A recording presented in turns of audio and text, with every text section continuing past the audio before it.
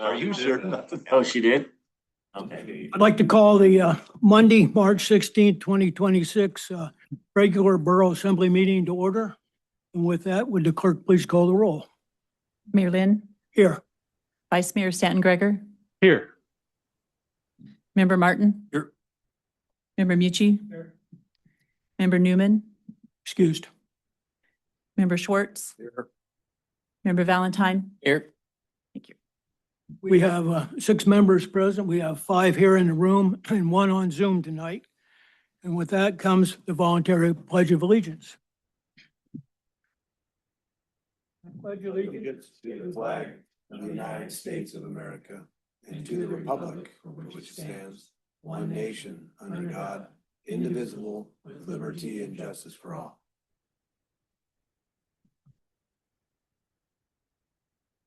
On today's agenda, we have 2 sets of minutes to approve, and I'll take those one at a time. We have the regular assembly meeting minutes for February 17th, 2026. Do I have a motion to approve those minutes? So move. Second. Been moved by Member Mucci, second by Member Valentine. Any changes? All those in favor say aye. Aye. Okay.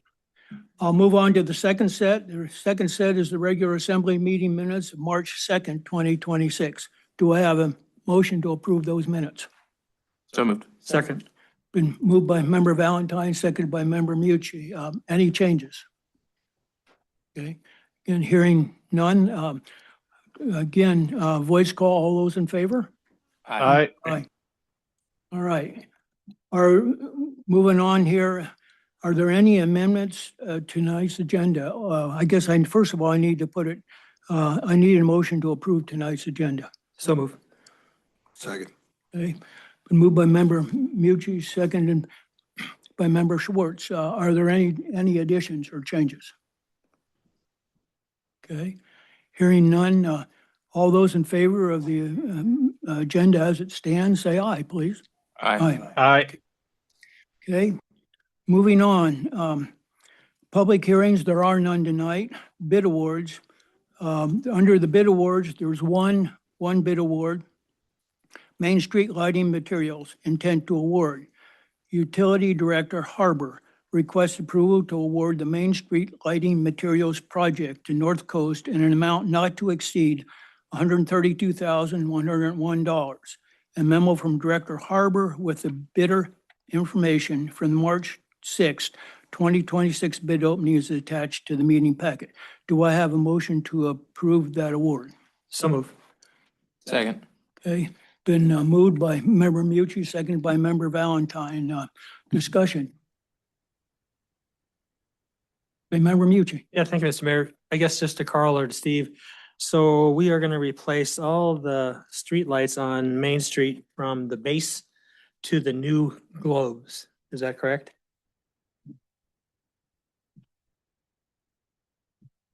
Yeah, that's correct. Okay. And I saw under the specs there that there's a couple of different fixture options, or are we going to get both of those fixture options? But, and how do you decide which ones to put up? I know there'll be one, and I'll talk to Glow, Liz, Jody, and I'm not sure who all was in the committee that originally selected this design. It was back in like 2015. So, Yeah, no, they look pretty cool. Flower basket holders, pennant things and flag things and Christmas decoration holders. They look pretty cool. All right, thank you. Okay, other questions from the assembly?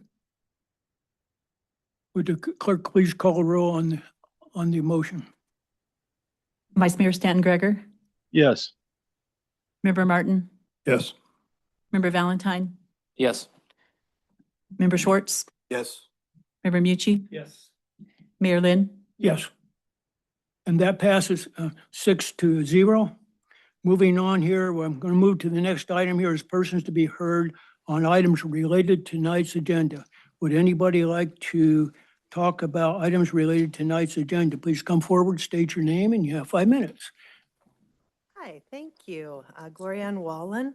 As a member of the committee that picked those lighting fixtures out, thank you so much for passing those. I think we were working on that about 10 years ago, as Steve said, and they're going to be a really nice piece of Main Street. So appreciate that. I'm standing here today, though, as a long-serving member of PEDC, Petersburg Economic Development Council, and hoping that you will pass Resolution 2026-04, extending the Petersburg Economic Development Council's lease for the community cold storage property, and also for the 5 years, and then also including new language that allows processing as a permitted use. I have seen the benefits of that facility for many years. For the community's individual cold storage needs, things like private storage and for food and for bait, small businesses storage, they use it for their seasonal bulk supplies, and groceries. Hunters and sport fishermen prepare to leave and take all their spoils with them, use the facility. Numerous small processors and fishing businesses use it for their self-marketing projects and business. And that was really the rationale for us to secure that grant and to build that facility. We really wanted to encourage a lot of self-marketing back in the day. This is 25 years ago. So, but the key to all of it is that we have to have an anchor tenant that really is there and paying the bills and making sure that the lights stay on and all of these other things can happen. So the board recognizes that we need to be able to change with the times, and there was a processor that approached us and used it, and he became our anchor tenant. And it's been working well, but we need to address it into the lease that's an allowable item. So otherwise, you know, I'm going to be before you giving you the bad news that we got to shut that place down. It just would not function unless we have somebody like Coastal Cold Storage in there. So I'm proud of what PEDC has done and how we've owned and operated that to the best of our abilities on behalf of this community. And by changing with the needs, we continue to keep these doors open and encourage the future. So I'm going to take my kids and head home, but Steve's here and he's on the board, as well as Ro is here if you want any nerdy gritty topics, or you want to cover anything extra. Liz is still not with us, so she asked us to be here and just speak on behalf of that. So thank you. Thank you for your testimony. Is there anybody else who would like to talk about items related to tonight's agenda? Okay. Is there anybody on Zoom? There's not. All right, thank you. I'll move on to persons to be heard unrelated to tonight's agenda. Is there anybody that would like to talk about items unrelated to tonight's agenda? Please come forward, state your name, and you have 5 minutes. Yeah, hi, Tom Kowalski, and I'm speaking for myself and a bunch of the residents that live around the Mill Road Tower. It's my understanding that we left it in a process of looking for an alternative site for the Mill Road Tower. And I appreciate all the efforts that have gone into that so far. There's a few of us that are still digging into some places that we can move this tower. The places that we've identified are still being vetted. And there's some questions that we're going to have to work through to help with the vetting process. One of them is, how much is it going to cost to move the tower? I don't think any figures were discussed. And then once we can identify a cost or a range, we can tackle some grants to pay for the relocation of that tower. And so I just wanted to bring that up. We're still working on it. You'll see some more in the future, but I'd appreciate a few thoughts on the matter. Maybe if we meet again next time, we might be able to discuss it a little bit more. And I have another thing I want to bring up, and that is that I understand we're hoping to add somebody in the community development department. And I highly recommend that in the job description that you include somebody that is a capable grant writer. I don't know the situation in our borough if we have a professional grant writer.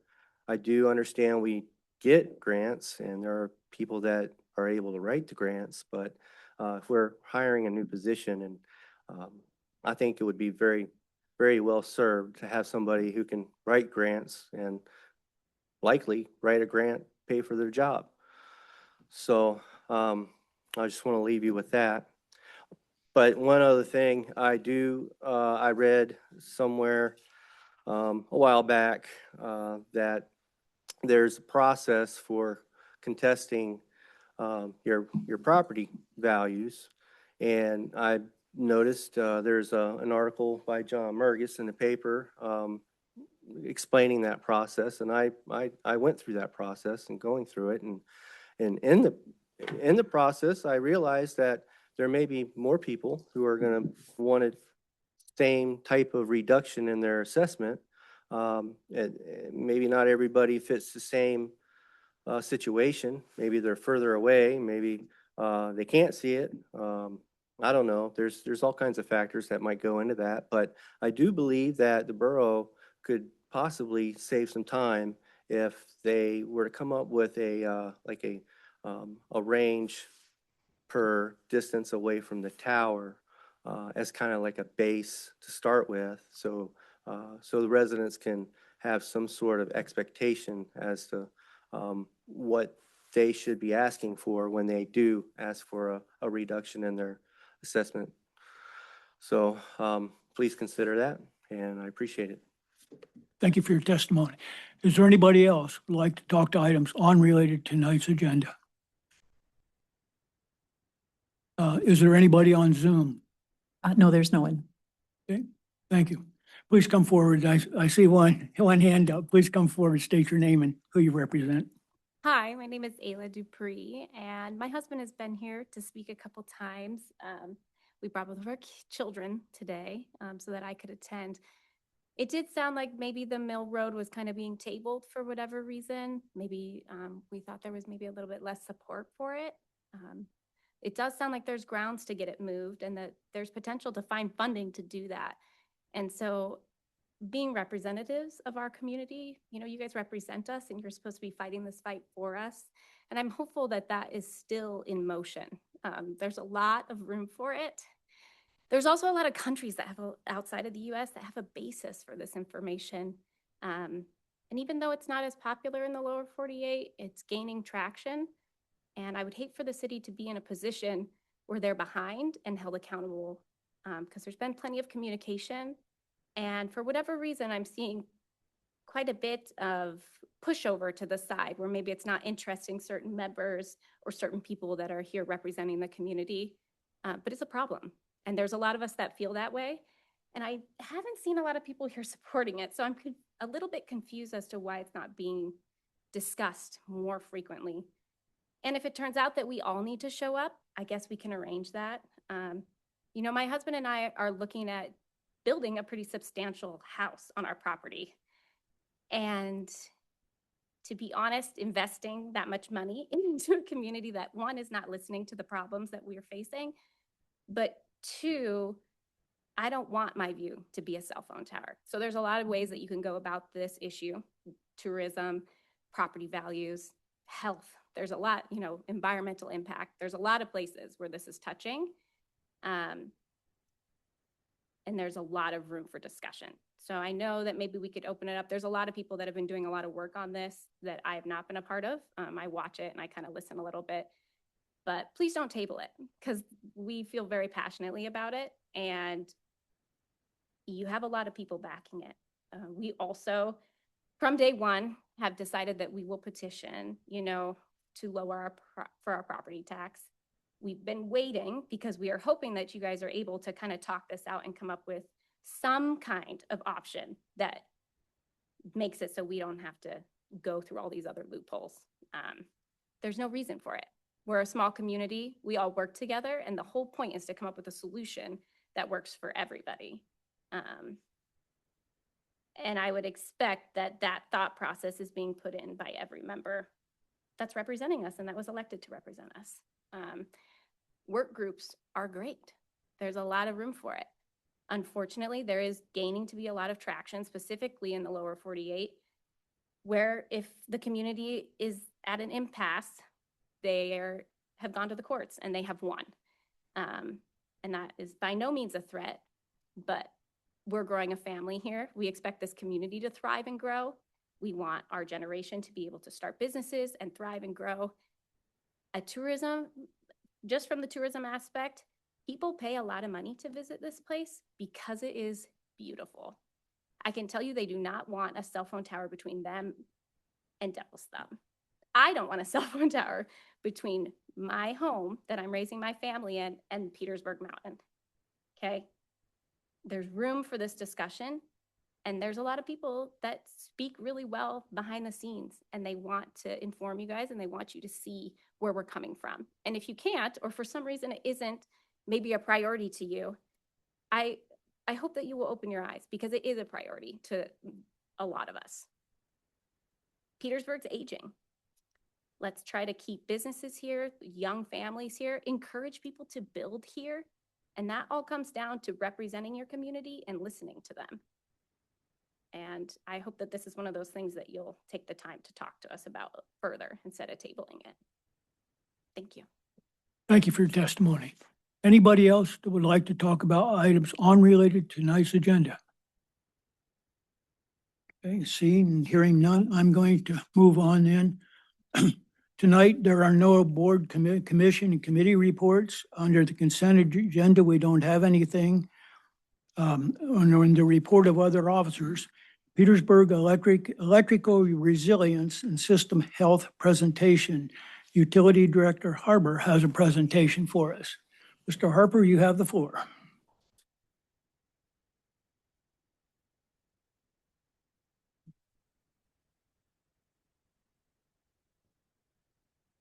I want to thank you for your time tonight. And the reason I'm going about this is in the 2 years I've been at Power and Light, I've fielded a lot of questions and heard a lot of misinformation of nobody's fault. I worked pretty close with Power and Light for years as an electrician, and I couldn't have answered some of the stuff I'm going to talk about tonight. I just didn't know, so can't assume that everybody does, especially decision makers. So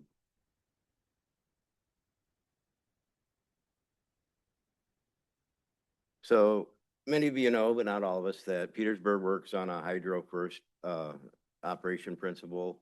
Our primary power comes from SEPA, 100% hydro, and we supplement that with our own hydro from Blind Slough. And the diesels, they stay offline under normal operating conditions. So that is the status quo of every day. I've been asked, well, how many diesels do we run every day? And hopefully none. And real quick, the SEPA hydro system, we got Swan Lake, which is dedicated to Ketchikan, and we have Tyee Lake, which is dedicated to Petersburg and Wrangell. Both of them are 24 megawatt output. And in between the two, we have the Swan Tyee Intertie. And what that enables us to do is Tyee has more water and energy 355 days of the year than we can use. So the excess gets sold to Ketchikan to help bring down the total cost of SEPA, because they're spreading that out amongst everybody. So it's a big asset for us. And this is just showing us the last 2 years, the daily loads or where we're at. The red line is Wrangell.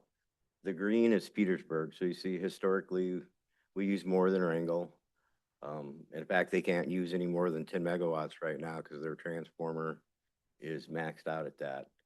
And the blue line is the total north end, meaning Petersburg and Wrangell. That's everything coming out of Tyee to us. And you see this line here is where we typically will start peak shaving well below the total capacity, because we got to be able to absorb swings and not take the whole system off. And the top line is that 24 megawatts. For the rest of the night, when I'm talking about SEPA, I'm going to talk about 12 megawatts, because that's our fair share out of Tyee. You can see most of the year we have substantial room. It's just these winter months and a few days each winter month where we exceed the capacity we want to be at. So there's lots of room all summer long. So there's no, I've heard a couple people say, well, we're on the ragged edge, and that's just not an accurate statement. So.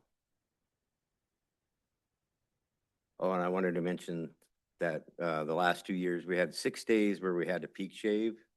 And it would have been more if the community hadn't listened when we speak out and say we need to conserve power.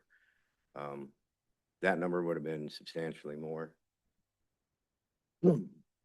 So as I said, our current capacity outpaces our historical peak demand.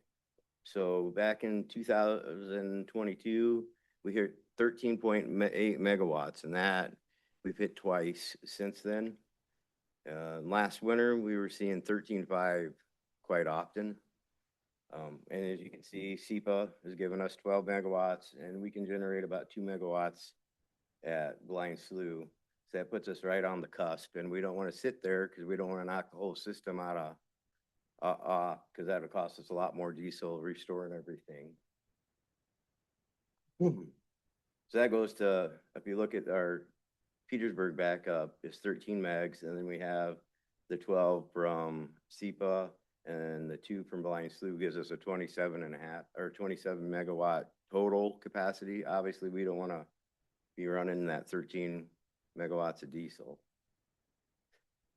And this is why we need the new Scow Bay generator. It's because of those peaks are at 13.8, and we only have 13 now. Yeah. So on those couple really, really cold days, there's just not enough generation if we were to lose SEPA. If something happened to the cable, if they went down for whatever reason, we'd have to make some choices of how we'd roll power. And then even with the new one, we're going to be right on the cusp. We'll be good, but it'd be like taking your boat out and run it to half a tank and running home. This doesn't make sense. It's not safe. And this is just to go and tell you, yeah, SEPA is our primary, diesel is the backup. And the system is designed to give us minimal interruptions, meaning when SEPA goes down, we're gonna have that 2 hours usually that we have everybody back online. We could have it automatic, but we'd go from being the lowest kilowatt hour charge in Alaska to well above the average if we wanted it to automatically click on. So. And this is just looking at the last couple of years of how much diesel we did run. And these are actual hours in a day that one or more diesels ran. It was too hard to break it out in any other way other than to say during like 2025, 227 hours of the year, we had at least one diesel running. And that's less than 3% of the year.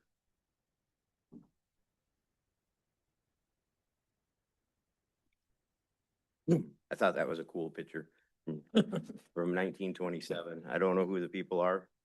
I'm sure somebody could figure it out. But this is a breakdown of last year's diesel hours. And you see that peak shaving only accounted for 23 hours of that. And that, when we're peak shaving, we're only running one diesel engine. And outages was another 23 hours, and that could be multiple or one. That isn't to say we only had 23 hours of outages. But typically we can come back on with Tyee without running any diesel, or we might fire up one to help them smooth out the system as we're coming on.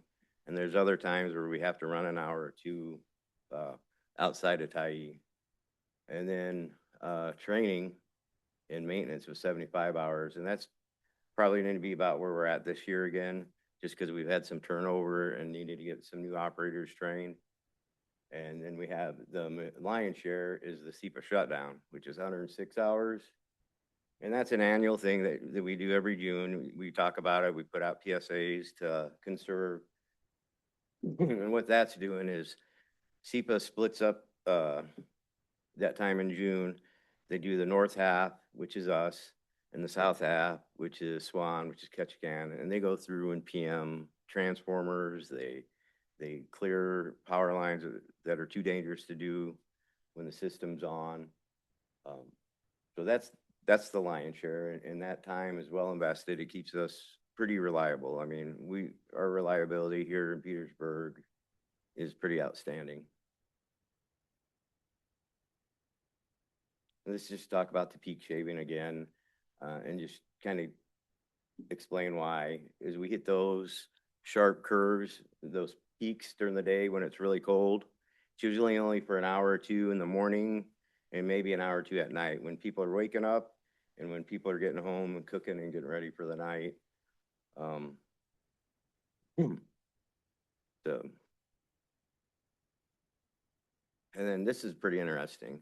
It shows the last 30 years of growth. From 1995 to now, we've grown 52% usage more, and that's a year-over-year average about 1.54. That CAGR is just a way to look at it. It smooths out that line instead of going up and down. It's the difference between kind of like looking at averages and means a little more spot on. And then we look at the forecasted growth. If we keep going on the same trajectory, a really safe forecast is in the next 10 years, we'll see 23% more usage, and pretty confident we'll hit that 31%. And what's driving this, some of it is new homes, but not as much. Some of it's new businesses. That's not the real driver either. The biggest driver is switching from oil to electric for heat. And if we look back at that last 2 years, you can see if you took this chart and just looked at the summer months, we'd be pretty flat, if not some periods of decline from changes in the economy here. So this is all heat driven. I forecasted it even farther out, but it loses a lot of accuracy for me because the model I'm using doesn't account for the fact in 2016, Southeast Alaska was already 50% off the diesel and onto electric. And I know in the 10 years since then, I wired a lot of heat pumps and boilers in town. So we're going to hit a point where we level out pretty soon after this.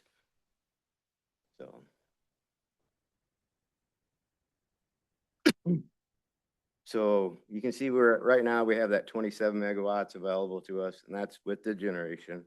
And by the end of 2027, we'll have 36.5 megawatts.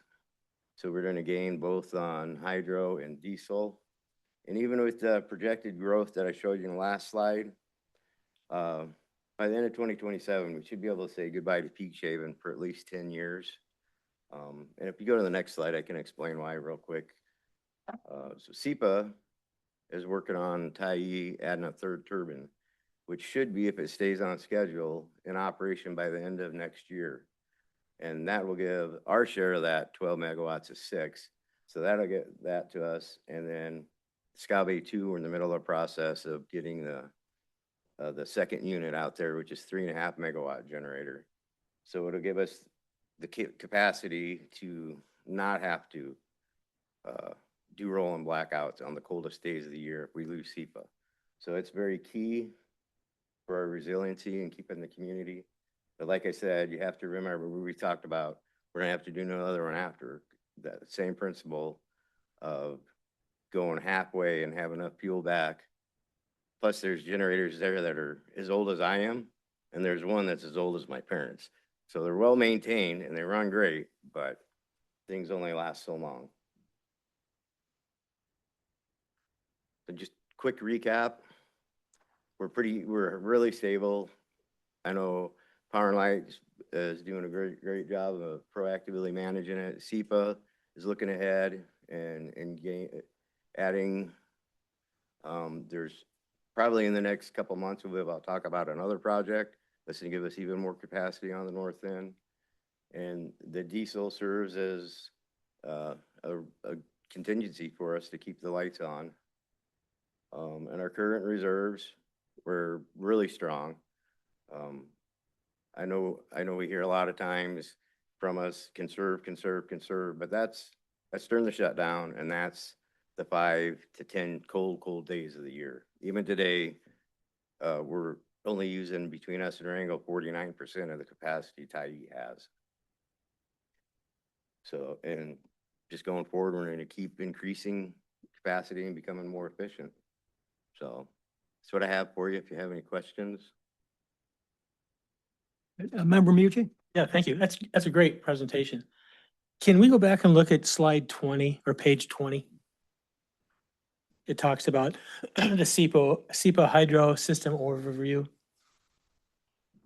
And it's just because I don't understand it. It's the one with the map of Southeast. Oh, the second slide. Yeah, second slide. That one right there. So you got Swan Lake Hydro with 2 generators and 24 megawatts installed capacity. Mhm. And you have Tyee Hydro with 2 generators and 24 megawatts. What's the difference in the 70,000? I know the difference, but why is there a difference between the 70,000 and the 130,000? That I'd have to defer to Bob or Carl. I can take a crack at that first and then I'll turn it over to Carl.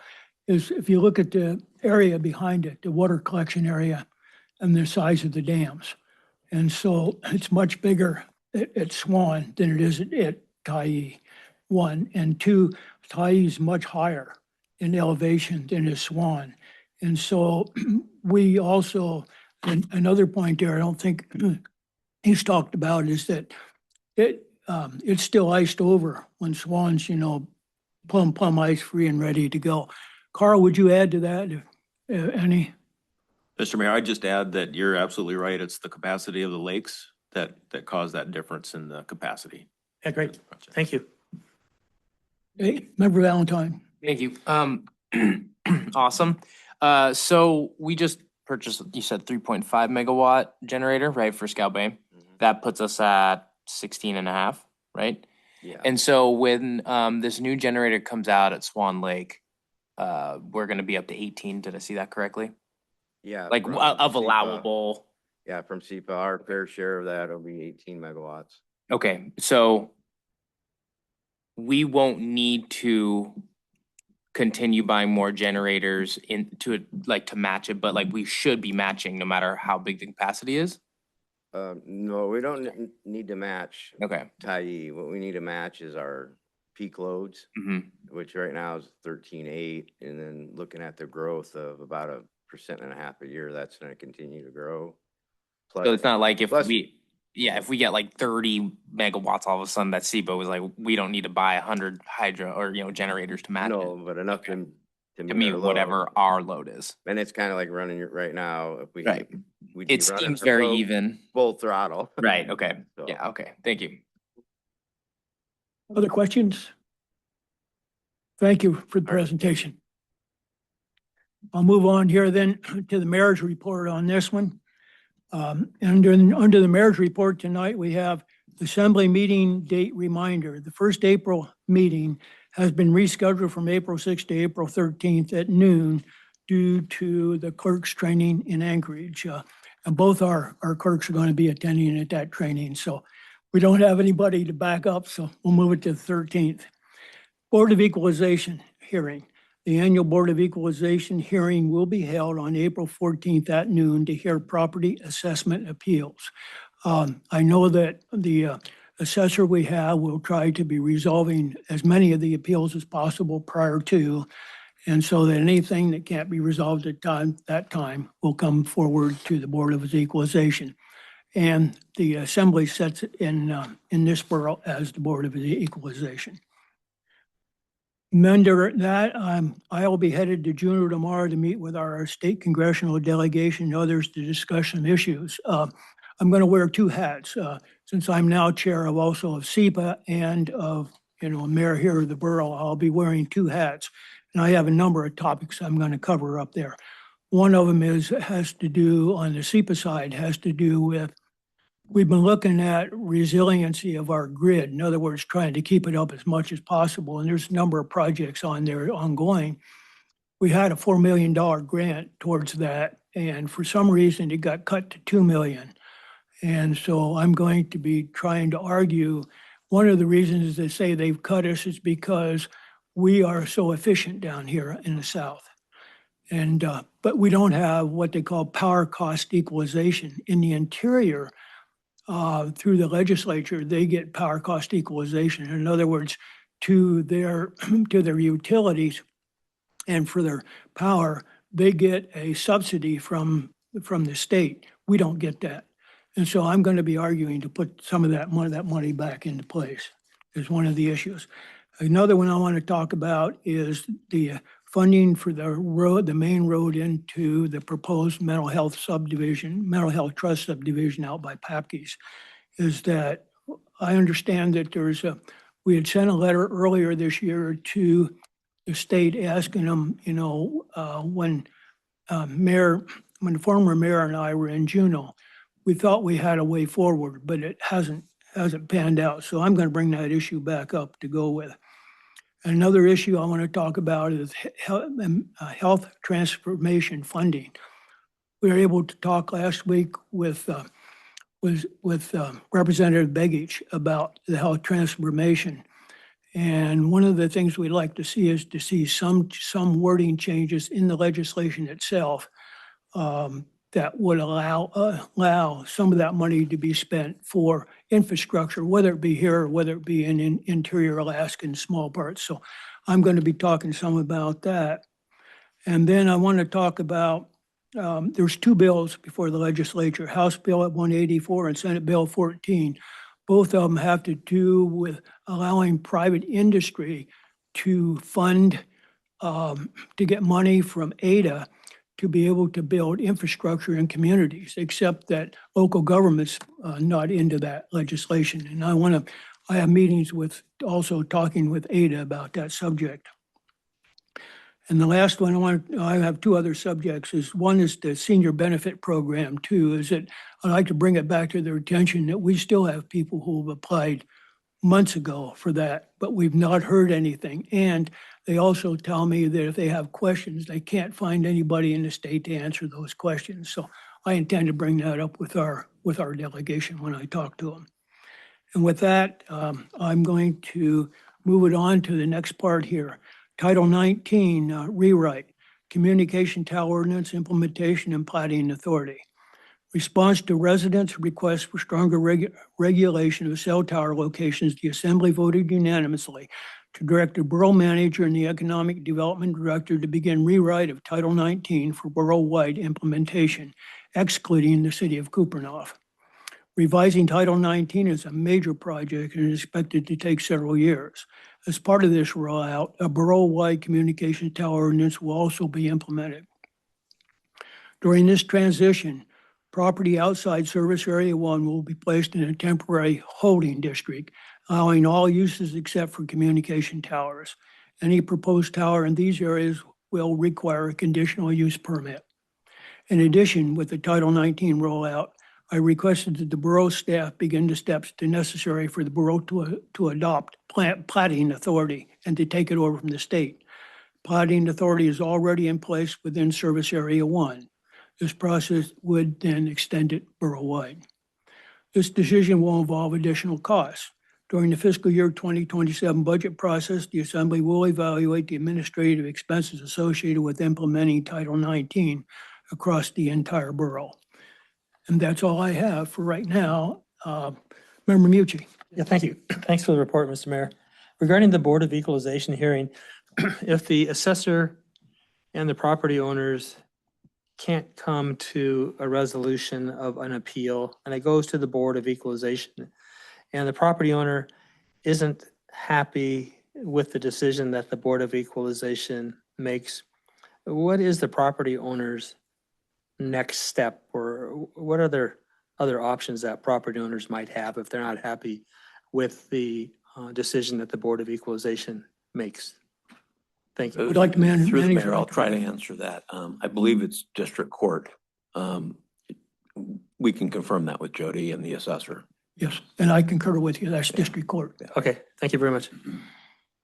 Okay, to the manager's report, if you will. Yes, sir.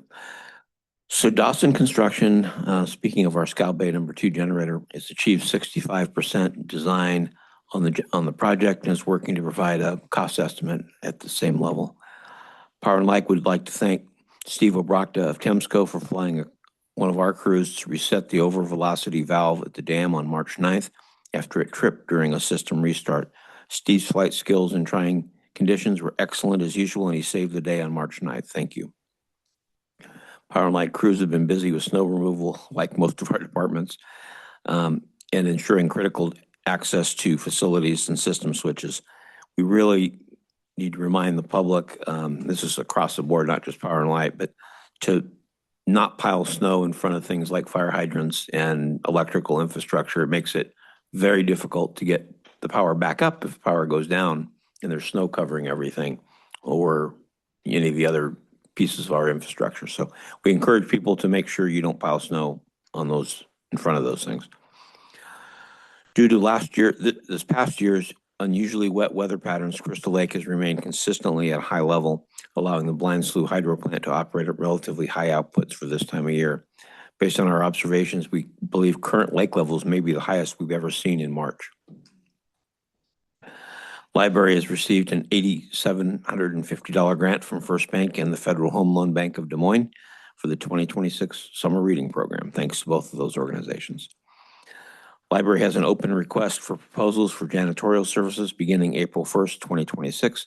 Deadline for submissions is Tuesday, March 17th at 4 p.m. Details are on the Borough website.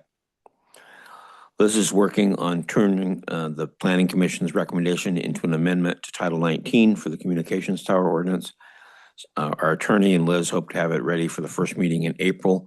These provisions will then already be incorporated into Title 19 when it's applied area-wide.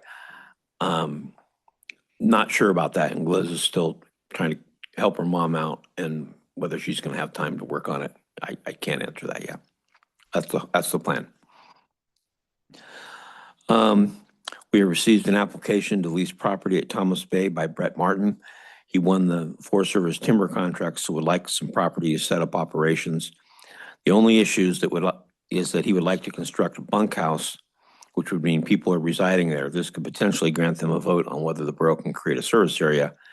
Our original plan was not to allow anybody out there until we actually form a service area for that area so that all the rules are set before anybody moves in. So we'll work through that.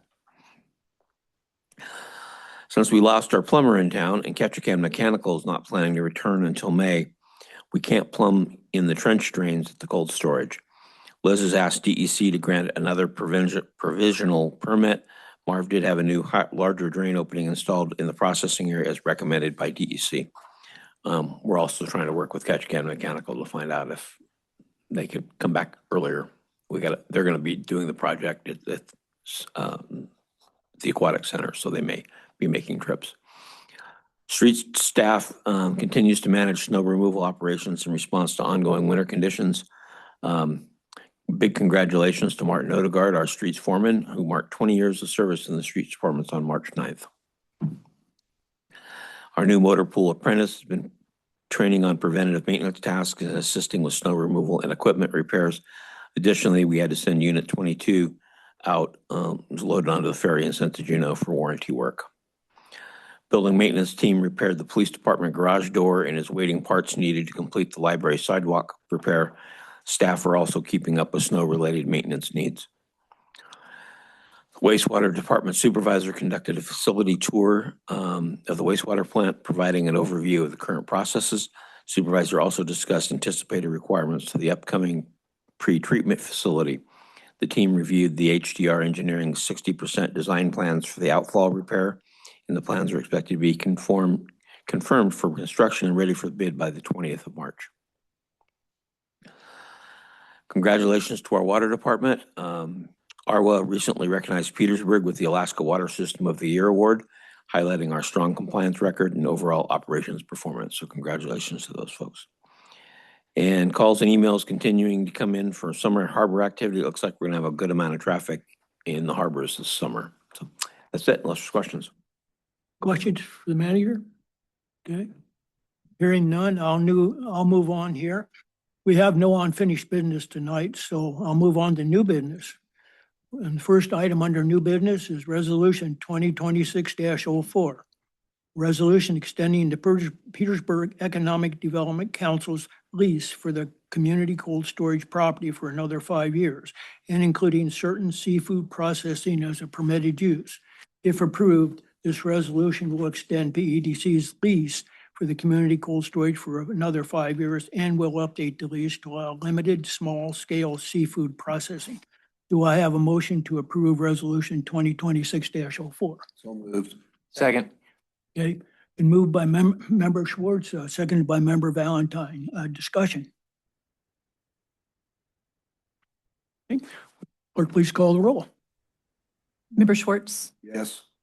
Member Mucci, Mayor Lynn, Yes. Vice Mayor Stanton Greger, Yes. Member Martin, Yes. Member Valentine, Yes. Thank you. And that motion on Resolution 2026-04 passes 6-0. Moving on here to Resolution 2026-05, a resolution approving the sole source procurement of self-contained breathing apparatus, air tanks, and face masks in the amount of $301,327 from Municipal Emergency Services and authorizing the borough manager to execute all necessary purchase agreements. If approved, this resolution will authorize Director Hankins to procure SCBA air tanks and face masks from Municipal Emergency Services, the sole authorized provider capable of providing equipment compatible with the fire department's existing equipment in the amount of $301,327. Of this amount, $225,000 will be covered by congressionally directed spending grant funds, with the remaining $76,327 proposed to come from general fund reserves. A memo from Director Hankins is attached to this agenda item. Do I have a motion to approve Resolution 2026-05? So move. Second. Okay, we moved by Member Mucci, seconded by Member Valentine. Discussion. I saw that, Director. Go ahead, Member Oh, sorry. Valentine. I saw that Director Hankins brought a whole thing to show us. Can you, give us a little detail on this? Thank you. Sure. I had actually intended to invite you guys to look at it after the meeting, but I can do Okay. it right now if you would like to. It's pretty quick. I'll just move over there so you can see me a Okay. little better. Okay. Yeah, you.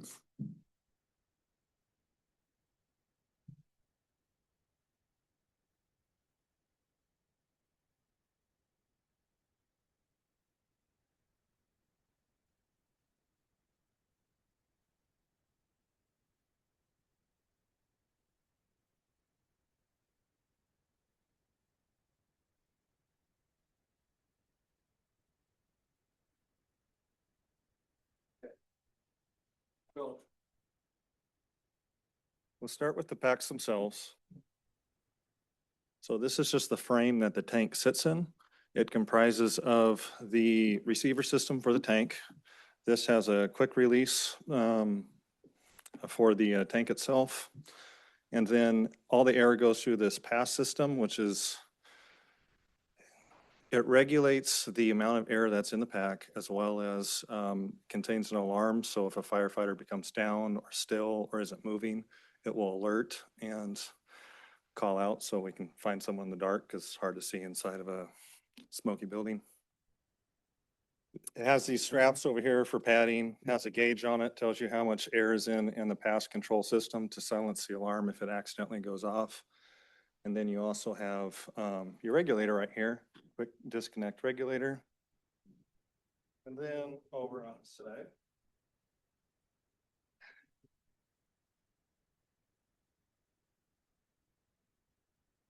You have this hose over here, which is called a buddy breather system. So if a firefighter is down and their tank is getting low, you can hook into their tank and provide them with more air directly into their mask without having to disconnect the regulator and put a new regulator on them.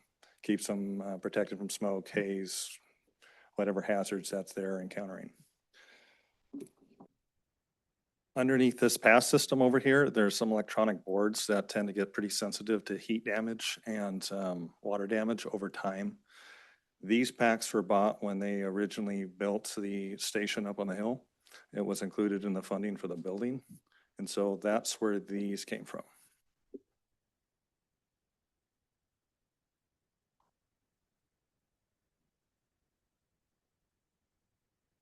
So we have the masks and the regulators themselves. The masks are handed out individually to the firefighters because they have to fit the profiles of their face. So there's different sizes, different faces, all that.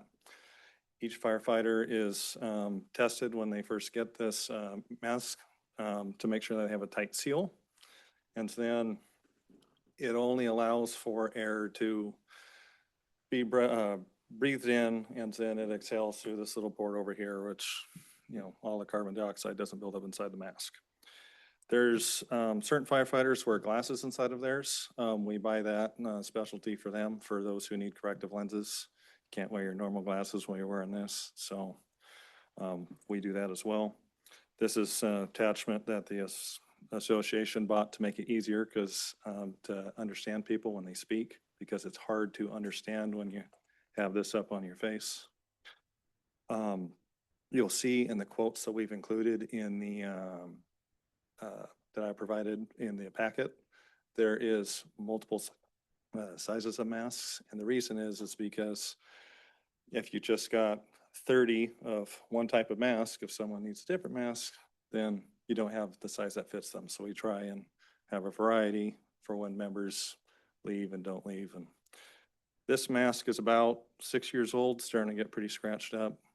Occasionally we have to cycle these out. This is a consumable, considered a consumable item. The regulator, when it plunks in like this, creates a tight seal. As soon as they do this, the firefighter breathes in, it activates flow coming in from the regulator into the mask. There are lights in here in the nose of this that allow you to visually see how much air is left in the tank. It's just a color-coded system from green, yellow to red. When this starts to get down low, it'll start buzzing when it gets to about 20% left in the tank. And then the whole thing will buzz, you'll feel on your face, and that's time to get out, switch out with someone else, or get a new tank.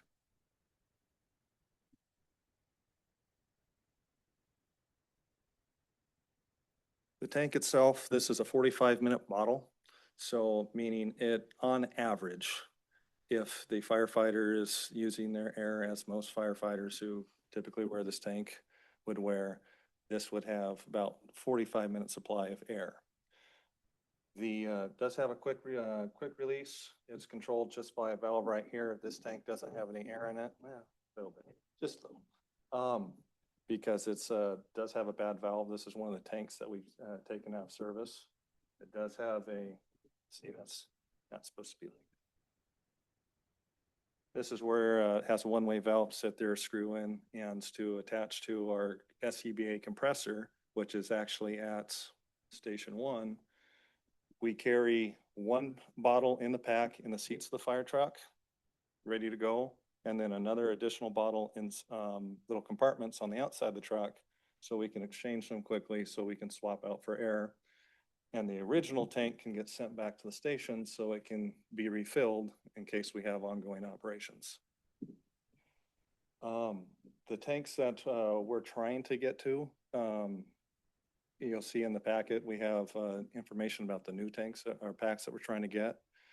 We're going to a less bulky pack, and we're removing some of the features on it. We're removing the buddy breather system on it because we're transitioning to something called a RIT pack, which is used for rapid extrication. It's a special dedicated pack that you can run out, and it does the same thing as a buddy breather system, except it's not attached to your pack, so you're not drawing down one tank for 2 firefighters.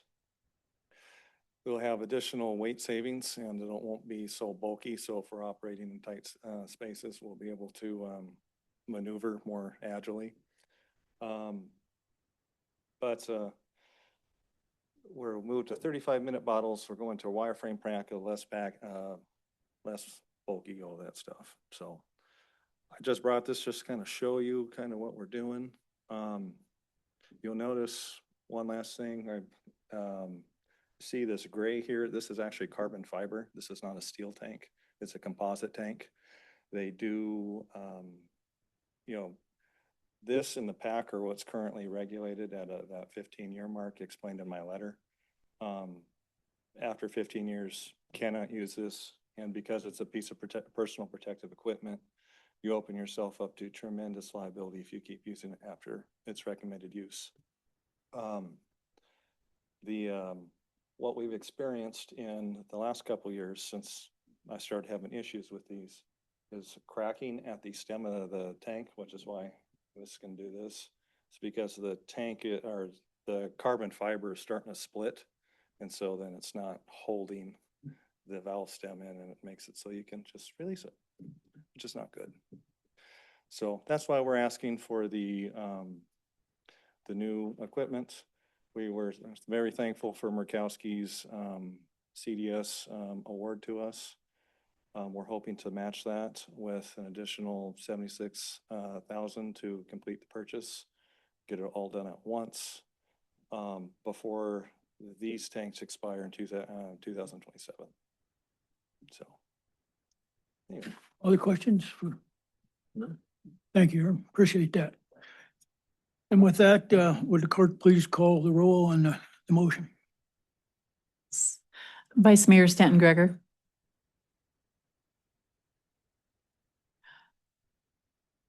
Looks like you're muted. Hey, Jay, you're Jay. muted. Yes, Mr. Mayor? Yep. Go ahead. Taking a roll on Resolution 2026-05. Yes, sorry, I thought I went through. I was obviously muted. My apologies. Thank you. Member Martin, Yes. Member Valentine, Yes.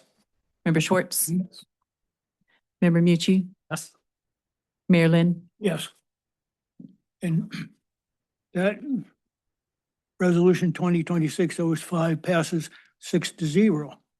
Moving on then is resolution 2026-06, a resolution opposing Alaska Board of Fisheries Proposal 170, 171, and 172, which seeks to improve statewide reductions and moratorium on salmon hatchery production.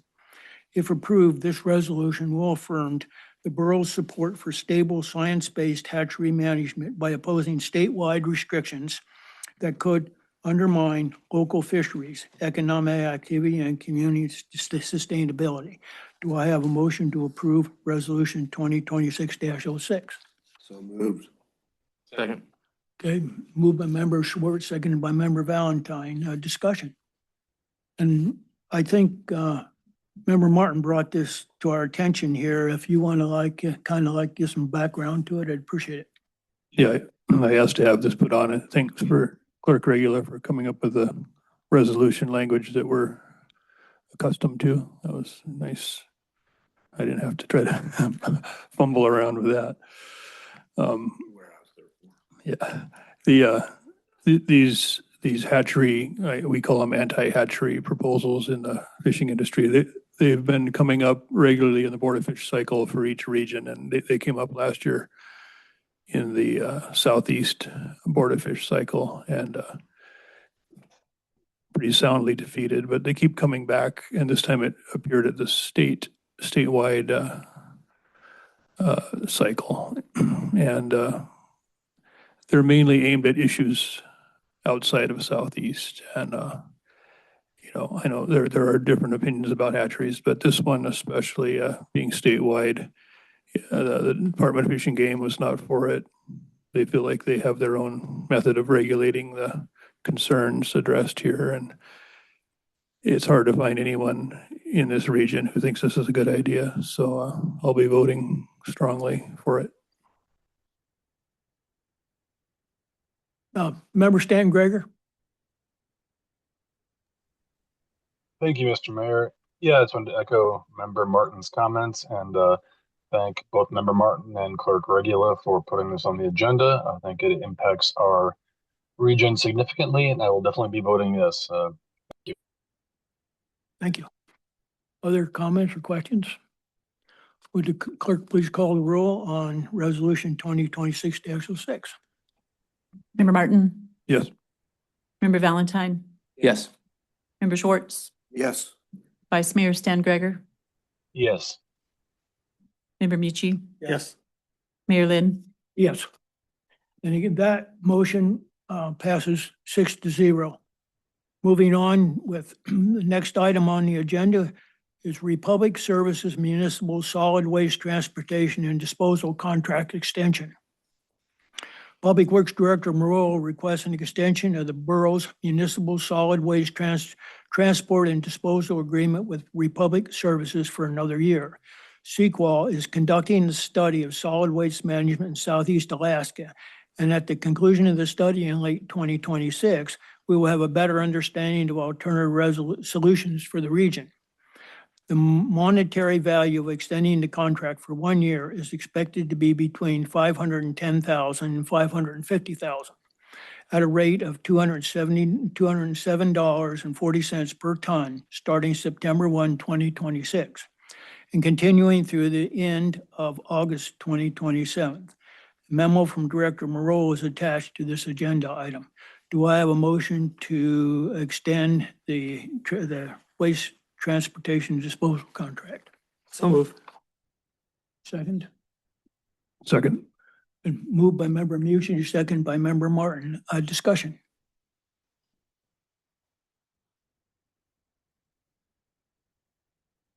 Clerk, please call the roll. Member Valentine, Yes. Member Schwartz, Yes. Member Mucci, Yes. Member Stanton Gregor, Yes. Member Martin, Yes. Mayor Lynn, Yes. And that to extend the contract for 1 year of the transportation disposal contract passes 6-0 also. Next item is the Southeast Alaska Solid Waste Authority Sequel Alternative Representative Appointment.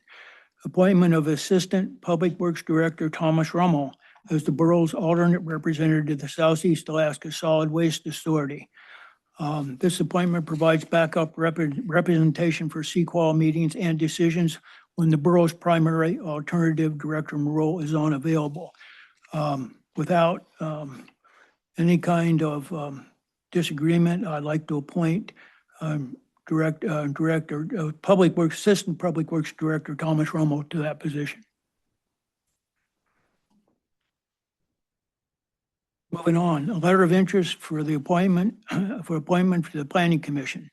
The Assembly has received a letter of interest from Thomas Kowalski to serve on the Planning Commission until October 2026. His letter is presented for the Assembly to review as part of this packet.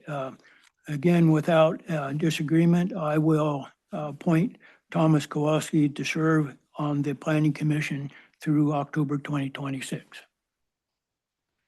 Okay. With that, moving on, the communications for this month are in the packet, or for this meeting are in the packet. And then we move on to Assembly discussion items.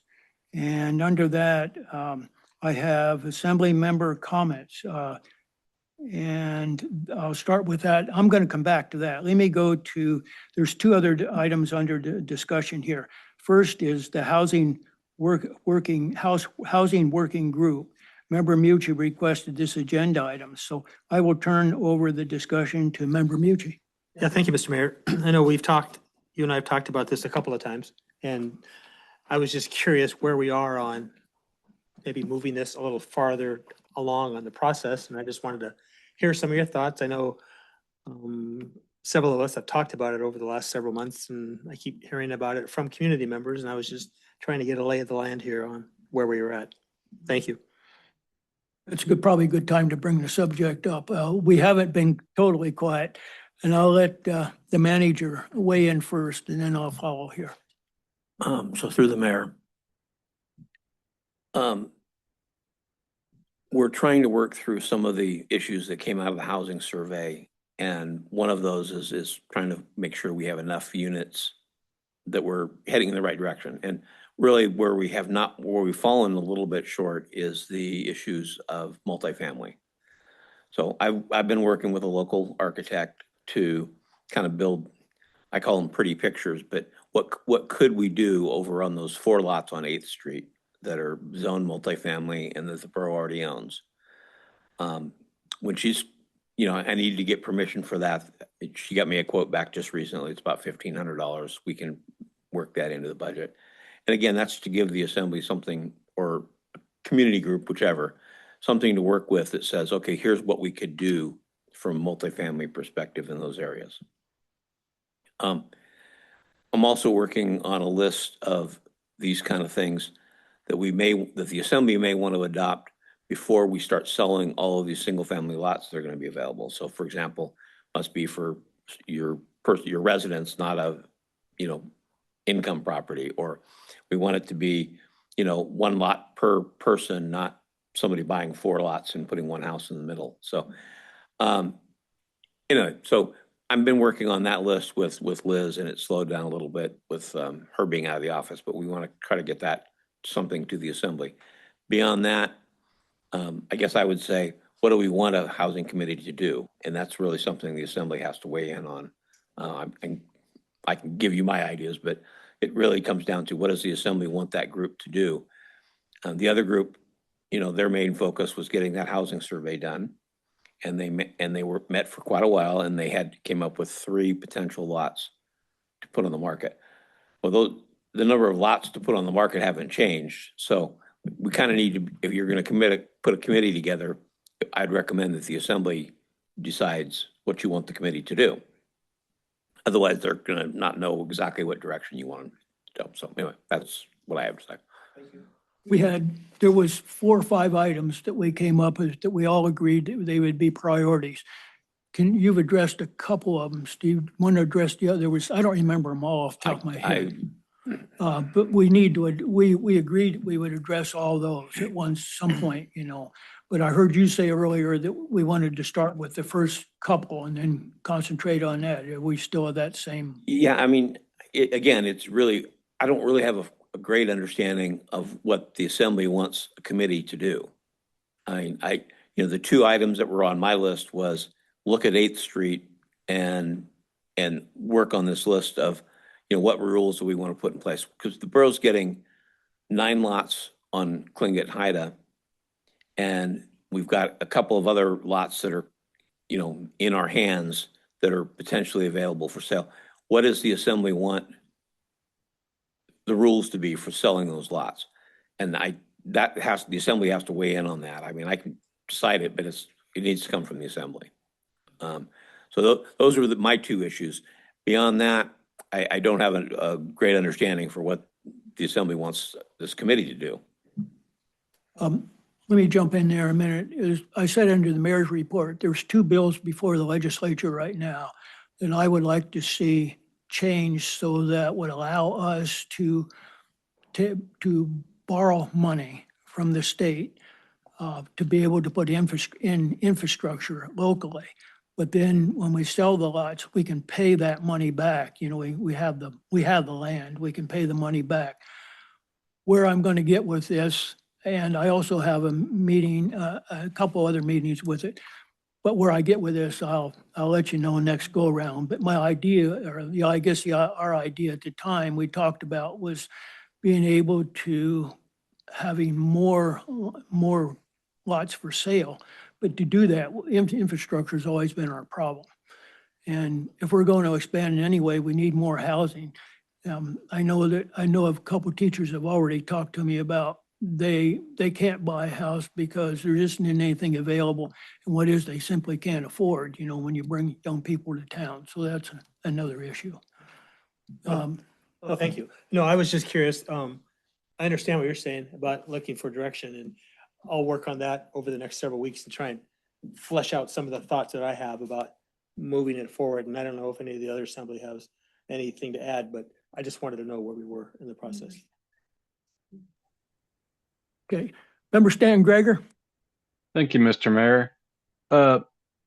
Yeah, my brain goes back to our conversation with Director Cabrera several months ago in terms of when we got a thorough, I don't know what the right term is, explanation of the current projects in the works and the ones potentially pending, in order for myself to get on board for a housing task force. I guess I would want a really clear scope. So I'm glad Member Mucci that he's going to try to refine that up to something he wanted to do, because I think right now, although like many communities, our housing options are inadequate. I'm encouraged by the things we have coming down the pike. So thank you. Member Martin? Yeah, I've been a little bit surprised how formal and hard it is. Some of it's my inexperience, but it's a little bit hard to generate ideas and discuss them up here. And I could really benefit from a less formal group, maybe, just let them cook, let these ideas percolate through a lot of minds. I really liked the energy we had 2 months ago when we had that work session, but I think since then things have started to cool off again, and I don't see it changing. There was a lot of good ideas, but it was just scratching the surface as far as vetting those ideas. So I think a task force could really help us out with that, and I think we can give them direction.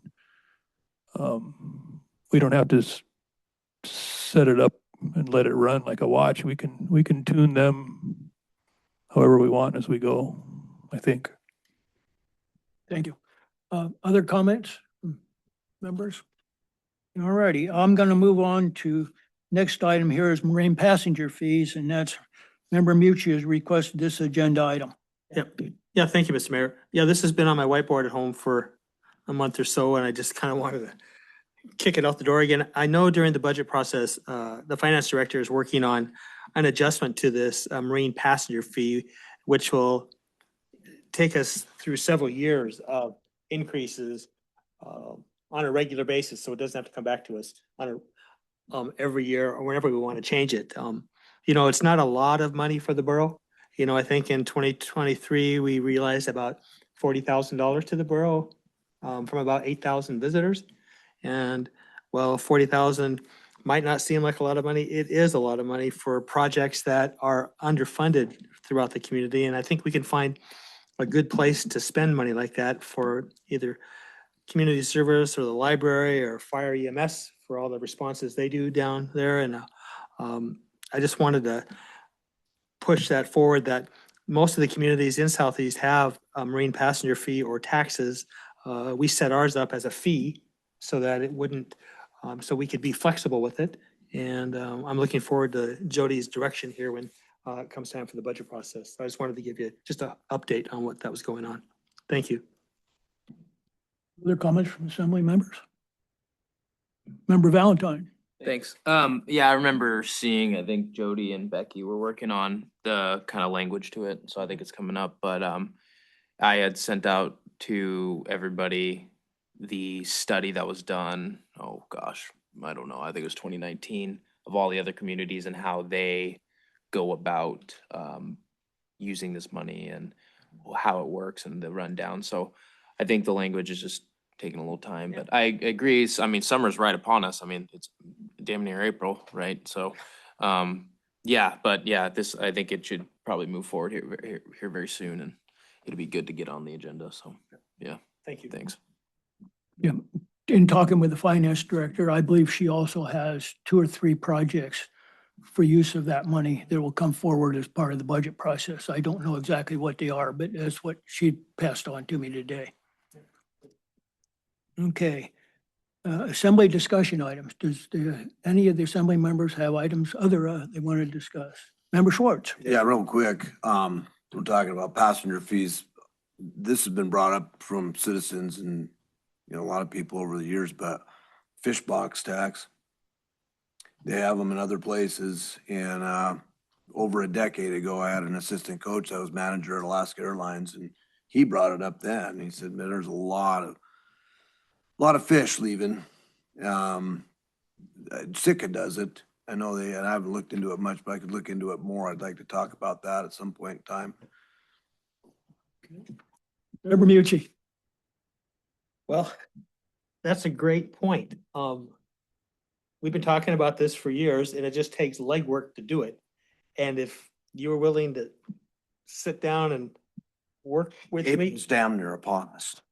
The quota was, I'm sorry, our parliamentarian is not here. Yes, This is not on the agenda. No, folks. I understand. Not on the agenda. I'm not. Discussion item.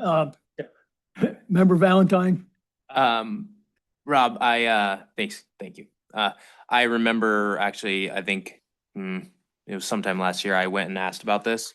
And it was just, the roadblock was, I don't think anybody was against it. It was the roadblock of who is going to regulate it. And then what is the best way and most honest way to do it, right? Who's gonna sit at Alaska, or are the lodges or the charter guys on board as well, added to their fees to get that fee, however that is. And I remember running into that. And so I would like to definitely, if we're all gonna put our heads together for a housing work group, marine passenger fee group, let's add it to it, get that going. So, yeah, thank you. And then, are we done? Or I got Okay. one more thing I'd like. Go ahead. Okay. Go ahead. Thank you. This is, just kind of going back, because the way these meetings go, and, especially for people that have kids, they can't stay till the very end to hear any thoughts that we may have about anything that was brought up tonight. And, thank you for continuing to be here and bring your thoughts up, especially when it comes to these towers. With the feeling as though of the Mill Road one, that one I think is kind of everywhere of what Ayla was kind of echoing. And I'd like to say just for me, can't speak for anybody else here, but I'd like to say that I don't believe we are tabling anything. However, I think it is hard to make the public aware the realistic timeline of things like this. And especially if it's already done and it's been done legally in their way, industrial law, we've already gone through that. It will just take time, and it's unfortunate because time is of the essence and everyone wants the things to be done tomorrow. And when I first ran to come in here, I had these lofty ideas as well. And then I came to find that government is a lot slower than running a business. And it's unfortunate for me as well, because I'm quite impatient. But I would hope that the people that were here this evening can hear this, is that at least on my end, it's not tabled per se. It's just, it takes longer than it is expected, I guess, and that's just how these things go, unfortunately. So anyhow, that's just my 2 cents, and I hope that they listen, and they're always welcome to talk to me. So thank you. Thank you. Other comments, discussion? I'll move on to recognition. Does any assembly members have recognitions tonight? Member Mucci. I have one, Mr. Mayor. Tomorrow is like the most important holiday for somebody who's not a Norwegian. My mother was an O'Leary, and so I'm really looking forward to the St. Patrick's Day parade tomorrow at 4 o'clock downtown. I always tell people the story about when Penny was handing out potatoes out of a grocery cart going through downtown, and it sticks in my memory like it was just yesterday. So rain or shine, I'll be out there. Some of us remember Pat Ridley in the green fire or the fire hydrants, and I think it was the 70s, so there was some streaking involved. Member Martin. Oh, I think Aaron has something for us back there. Oh, go ahead. I didn't see you, Aaron. Thank you. So tonight was supposed to be the end of my EMT 1 class. Postponed it one day just because I had to be here. But I'd like to recognize the 5 community members that stepped up to put in 156 hours worth of their time, Mondays, Wednesdays, Fridays, and their Sundays. And so I just wanted to list their names and ask the community to help wish them luck on their test tomorrow. One of 2 is Karin Christensen, Luke Sinclair, Sadia Orna, Eddie or Edwin Loyo, and Nick Espeseth. And so we appreciate their efforts and welcome them to the team, and hoping to one last push over the edge. So thank you. That's great. I'm glad to see that many folks step up to the plate on that. If I could pass it, they definitely can pass it. And with that, okay, Member Martin. I just wanted to thank the borough staff and the mayor for hosting Congressman Begich. I got to sit in on a few things, and I think they did a nice job taking him through our needs and through both medical facilities, and I thought it was really well done. Yeah, I forgot about that already. I'm sorry, but I think that the big folks that showed them through did an outstanding job. Some of the questions that were asked were excellent, I thought, and some of the answers were talking about we talked about everything from delivering babies in Petersburg, I think, to new legislation coming on board nationally on the medicine side and in insurance. So anyhow, I thought it was well received and well done. I'm glad you brought it up. Thank you. Okay, with that, I need a motion to adjourn. So moved. Second. Been moved and second. All those in favor, say aye. Aye. Okay, we're adjourned.